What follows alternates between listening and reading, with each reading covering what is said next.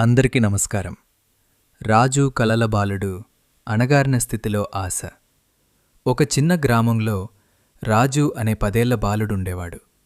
రాజు వాళ్ళ నాన్న కూలీ పనులకు వెళ్ళేవాడు. అమ్మ ఇళ్లలో పనిచేసేది. వాళ్లకుండటానికి ఒక చిన్న పెంకుటిల్లు మాత్రమే ఉండేది.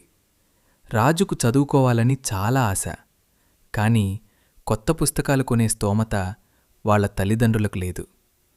పట్టుదల.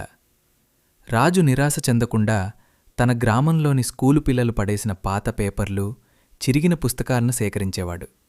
సాయంత్రం వేళ వీధి దీపాల కింద కూర్చుని ఆ ముక్కల్నే ఎంతో శ్రద్ధగా చదువుకునేవాడు. మిగిలిన పిల్లలు ఆడుకుంటుంటే రాజు మాత్రం మట్టి నేలమీద కర్రతో అక్షరాలు రాస్తూ ప్రాక్టీస్ చేసేవాడు. అదృష్టం వరించిన వేళ ఒకరోజు ఆ ఊరికి ఒక విశ్రాంత ఉపాధ్యాయురు వచ్చారు. ఆయన రాజు పట్టుదలను, చదువుపై అతనికున్న ఆసక్తిని గమనించారు.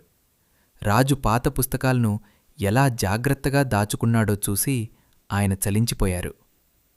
కష్టం నీది కావచ్చు, కాని నీ లక్ష్యం గొప్పది. నేను నీకు తోడుంటాను అని ఆ మాస్టారు రాజుకు మాట ఇచ్చారు. విజయం. ఆయన రాజుకు కావలసిన కొత్త పుస్తకాలు కొనిచ్చి స్వయంగా పాఠాలు చెప్పేవారు.